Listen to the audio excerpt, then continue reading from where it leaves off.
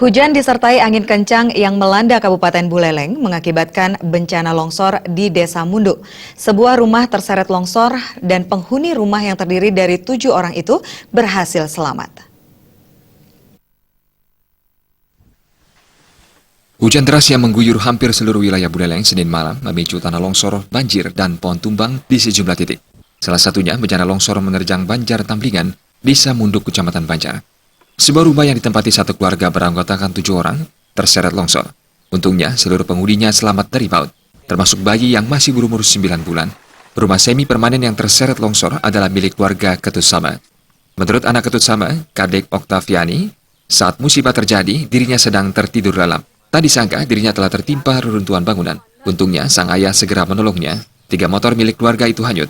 Keluarga itu juga nyaris kehilangan seekor sapi betina akibat longsor. Sapi betinanya tidak sampai mati tertimbun dan hanya mengalami patah tulang kaki. Nggak tahu, soalnya saya kan pas tidur.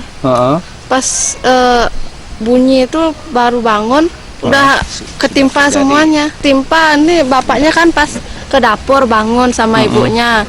Habis itu baru kejadiannya ini, itu berempat tertimpa, berlima. Ini udah nangis, udah jerit-jerit ya. Saya juga minta tolong sama ibunya. Saya tolongin, habis itu ibunya datang terus nolongin. Sekarang numpang di keluarga. Sementara klien Desa Pekraman Munduk Jero Putu Ardana menyatakan, saat ini pihaknya sudah berkoordinasi dengan pihak terkait untuk penanganan selanjutnya. Kalau di sini tertimpa dari kabupaten sudah ada yang melihat sini dan di sini juga warga kan juga semacam gotong royong lah membantu juga. Dari kabupaten sudah ada yang mendatangi, cuman realisasinya kapan kita belum tahu. Ketut Sama dan keluarganya saat ini mengungsi ke rumah kerabatnya. Bantuan baru diberikan PMI Kabupaten Buleleng, Pemkab maupun dinas terkait belum meninjau lokasi bencana.